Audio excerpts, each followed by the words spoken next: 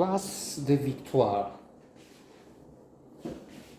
There is nothing either good or bad, but thinking makes it so. Hamlet.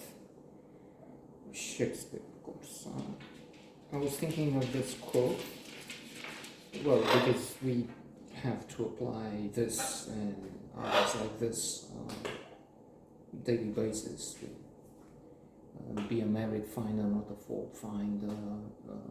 The mind is its own place. It can make hell out of heaven or heaven out of hell. It's not what happens, what you make of what happens, and on and on. So the classic of psychology, the paradox of choice, be a satisfier, not a maximizer. However, here, how this applies, I'm sorry, I didn't do this. As an idiot, defecated while talking to you. No, it's our boys here. They have little stones to keep them busy instead of just destroying everything else. So you either dismiss this film as corny, sugary, not really reflecting reality. We've been this before, cliche. In fact, it's the opposite of what we know, and I'll get to that, inshallah, soon. Never. Or you say, okay, it's a positive message there. We have Bruno becoming friends with Gajik, and they support each other. They're both in a bad place, in adversity, and returning to psychology, studies have shown that indeed the connections we make, relationships we create or build are benefit from an adversarial beginning. The example is in that context. Go to a party, pour some wine on a target or someone you want to have friendship with, and then be funny. And if it's adversarial and amusing, then that's the secret. I'm just kidding, and of course it's not that simple, but some studies show that if something amusing happened and it was in a context of some challenge. Okay, so Bruno, I've seen him before, but the Tonquédec,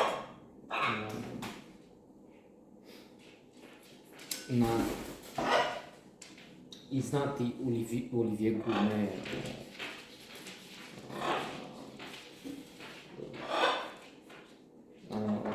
Gérard Depardieu.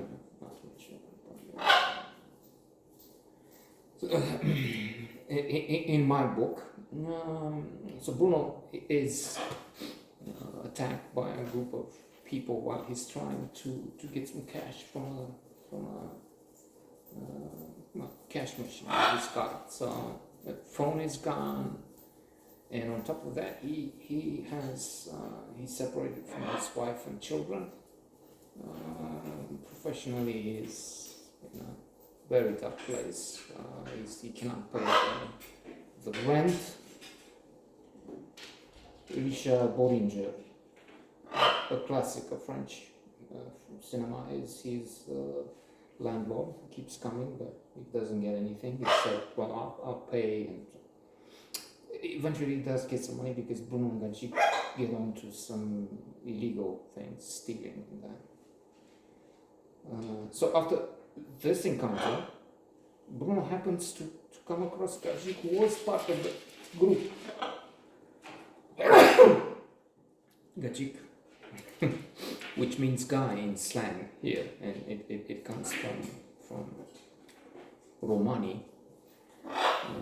So that two or more currents. One would say you cannot call them gypsies, they're Roma with two R. And another says, no, that they want to be called gypsy. Just like I've read in The Economist in the Johnson column that words are being reevaluated. Deaf people want to be called deaf with a D, bleep, and so on. So words were what was insulting then is used now, and what was considered politically correct is in fact condescending and uneasy. So I don't know, let's not get into that. However, I think I heard him say some words that sound familiar. Gajik, boy of, I don't know, does it say here, 8, 10 maybe? Way smarter than, I mean, he has to be on the street. Family lives in some barracks. I was going to say periphery of the city, outside the city. It's boy.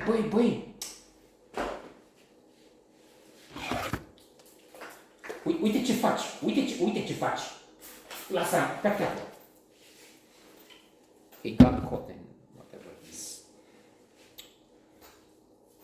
finding and pulling and destroying. Take the stones. So,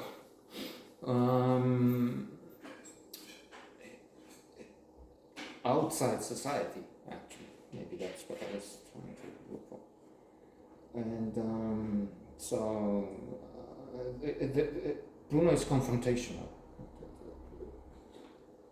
when they meet again after the robbery. But then Gajik brings back his phone and they become friends. Such close friends that you could think of them as father and adopted son, if you will. Now the problem is, I'll get into typecasting in cliches. The French are, which is stupid. It's no way. When you have 100 people, you can't say these people, 100 people are stupid or are clever, are good at football. Unless, of course, we're talking of a group of Trump supporters, 70 million or thereabouts in America. Let's hope they drop dead or they just smarten up. And then they have people near. He has admirers. If we talk of these people, I have no sympathy for them. To use an euphemism. Otherwise, one is stupid, one is racist or categorizing, because with again enough people, even 10, but 100, you have 4 or 5 that are very smart, 4 or 5 that, well,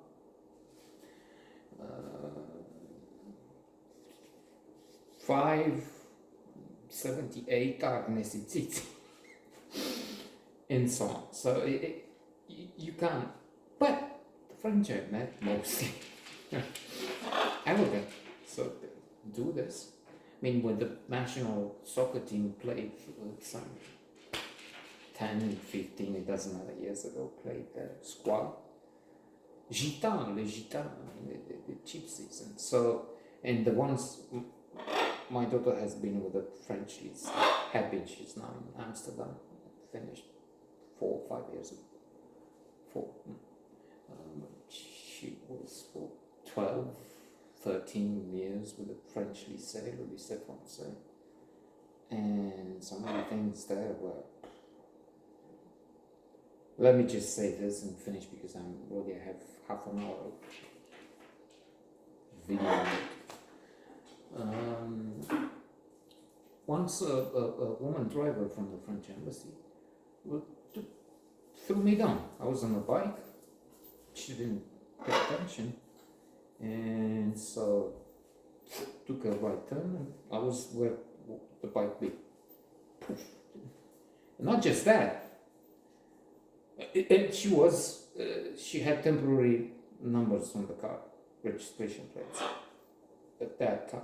But then I saw the car, what we said, and the woman, and noticed that now she has plates, and they were, if they apply the system, which I know because I have worked with the American, British, Canadian, and other embassies. The car belonged to the second most important person in the embassy, because you have the number of the embassy, 157 US, 110 Canadian, and so on. And the second number, so you have 157, 101. 101 is for the ambassador, 102 is for Deputy Chief of Mission. And this was 102. 126, French. So she comes from out of the car. Qu'est-ce que c'est? Mais comment? Mais quoi? C'est rien, mais. I mean, she was upset. She was. I mean, like, I was the driver that kicked her ass on the floor, on the road. And she was like, so that's the French I know. Not this guy who's embracing Gajik and then become lifelong buddies and so on.